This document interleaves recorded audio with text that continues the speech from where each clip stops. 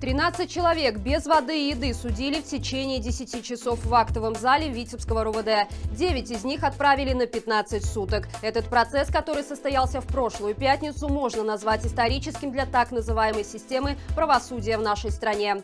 По словам правозащитников, такого разгула беззакония они еще не видели. А поводом к жуткому конвейерному судилищу стала народная статья 2334. Жителей Витебска задержали на акции протеста и стандартно обвинили в размахивании флагами и выкрикивании лозунгов. Вероятно, чтобы не заморачиваться с лишней бумажной волокитой, судья решил объединить дела 13 человек в одно. При этом процесс проходил в закрытом режиме, что противоречит закону. Однако и на это у органов милиции нашлось свое оправдание. Дескать, открытым суд нельзя было сделать, потому что он проходил на территории режимного объекта.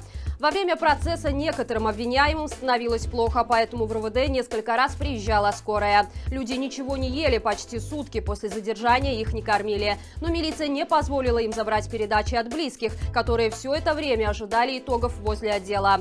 Судя по всему, даже это еще не дно судебной системы, создано нелегитимным и его приспешниками в погонах. Стать экстремистом в нашей стране легко. Ранее в радикальных действиях и терроризме обвинили телеграм-канал «Нехта», его руководителя Степана Путила и экс-редактора Романа Протасевича. После экстремистами был также объявлен Координационный совет. Однако сегодня генпрокурор Беларуси предложил еще больше ужесточить закон об экстремизме. По его мнению, к уголовной ответственности должны привлекаться не только организаторы экстремистских формирований, но и их участники. А это значит, что теперь каждого борца за перемены в нашей стране могут обвинить в радикальных действиях. Видимо, неспроста нелегитимная власть занялась постройкой концлагерей для протестующих, рассчитанных на содержание большого количества задержанных. Напомним, что ранее Генпрокуратура также заявила о подготовке нового пакета документов о признании экстремистскими БЧБ флага и иной символики. Интегрироваться теснее и реализовывать весь потенциал союзного договора. С таким предложением выступил замглавы Совета безопасности России Дмитрий Медведев. Кроме того, политик заявил, что белорусская экономика полностью заточена на российскую, так как значительная часть товаров поставляется именно в Россию. Дескать, в других местах нашу продукцию никто не ждет, да и другой альтернативы у Беларуси просто нет. Медведев также подчеркнул возможность введения единой валюты. Только сначала у нас должна нормализоваться политическая ситуация. Видимо, речь идет о непрекращающихся протестах в нашей стране. К счастью, белорусы продолжают выходить, поэтому так называемым братским отношениям вряд ли суждено случиться. Болеть станет не по карману. В Беларуси в очередной раз вырастут цены на лекарства, медизделия и услуги медицинских центров. Новая стоимость вступит в силу уже с сегодняшнего дня. Связано это с увеличением ставок НДС на ввозимые товары из-за границы. В некоторых аптеках цены на лекарственные препараты и изделия повысили на 10%, причем не только импортные, но и белорусские, так как среди их компонентов используют импортируемые комплектующие и сырье. Кроме того, цены повысили и на детские товары. Значительно подорожали услуги таких медцентров, как Ладе и ряда стоматологических клиник. Стоит отметить, что еще совсем недавно министр по налогам и сборам Сергей Наливайко уверял, якобы роста цен из-за повышения ставок НДС не произойдет. Но, как водится в нашей стране, не всему сказанному белорусскими чиновниками нужно верить. На фоне непрекращающихся протестов в Беларуси нелегитимная власть планирует ввести ряд изменений в Уголовный кодекс. Так, за посягательство на жизнь сотрудника правоохранительных органов предлагается наказывать тюрьмой от 15 до 25 лет или даже пожизненным заключением. До 3 лет лишения свободы можно будет получить также за дискредитацию органов государственной власти и за распространение ложных данных о политической и не только ситуации в стране.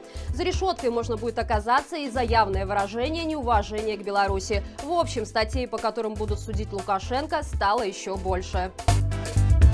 Забрали микроволновку, телевизор, телефон, дали штраф в 2000 рублей и отправили на домашнюю химию. Во столько минчанину обошелся комментарий в паблике районной газеты. Мужчина написал в группе издания «Родина» сообщение, обращенное к силовику, предложив тому не скрывать лицо под балаклавой, так как его и так уже все знают.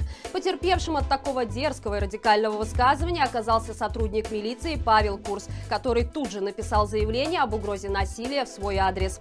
А также попросил около полутора $1500 компенсации морального вреда. На этапе следствия у обвиняемого была изъята техника, которую ему так и не вернули. Суд, как водится, пошел на поводу у силовика и признал комментарий в районке угрожающим жизни и здоровью Курса. Теперь в ближайшие 2 года осужденный будет находиться под строгим контролем милиции, и за любое нарушение, которое на него захотят повесить, может быть переведен в тюрьму. А Курс, очевидно, будет наслаждаться новыми микроволновкой и телевизором. Руководство Могилевского отдела внутренних дел начало массовую рассылку писем с призывом вступать в ряды сотрудников милиции. А заманивать людей пытаются довольно привлекательным соцпакетом. Тут тебе ежегодное пособие на оздоровление и повышенная пенсия, и длительный ежегодный отпуск. В общем, льготы что надо. При этом в письме говорится, что издревле люди, защищающие интересы сограждан, пользовались особым почетом и уважением. Выделялись из общей массы особым складом ума. Что ж, в интеллектуальных способностях правоохранительных органов мы никогда не сомневались. Да и как тут выживешь без особого уважения к сотруднику милиции, когда те с дубинками наперевес нападают 10 на 1 и жестко задерживают за участие в мирной акции протеста. В Украине начался сбор подписей за введение санкций против государственных компаний Беларуси и частных предприятий, поддерживающих режим Лукашенко. Петиция создана на сайте президента Украины. Сбор продлится 90 дней, за которые необходимо собрать 25 тысяч подписей. По мнению украинских властей, внутренняя и внешняя политика, которую в Беларуси проводит самопровозглашенный президент, создает угрозу обороноспособности и национальной безопасности Украины. Петицию могут подписать как граждане Украины, так и мигранты, имеющие электронную и цифровую подпись, индивидуальный номер налогоплательщика и счет в украинском банке. Ссылку на петицию мы оставим в описании к этому видео. Кроме того, Украина поддержала новый законопроект о запрете импорта электроэнергии из России и Беларуси. Ранее страна-соседка возобновила закупку электроэнергии из белорусской АЭС, однако, столкнувшись с масштабной критикой, решила изменить свое решение в данном вопросе. И это все на сегодня. Не забывайте подписываться на наш канал, чтобы быть в курсе происходящего в Беларуси. До встречи завтра и живи Беларусь!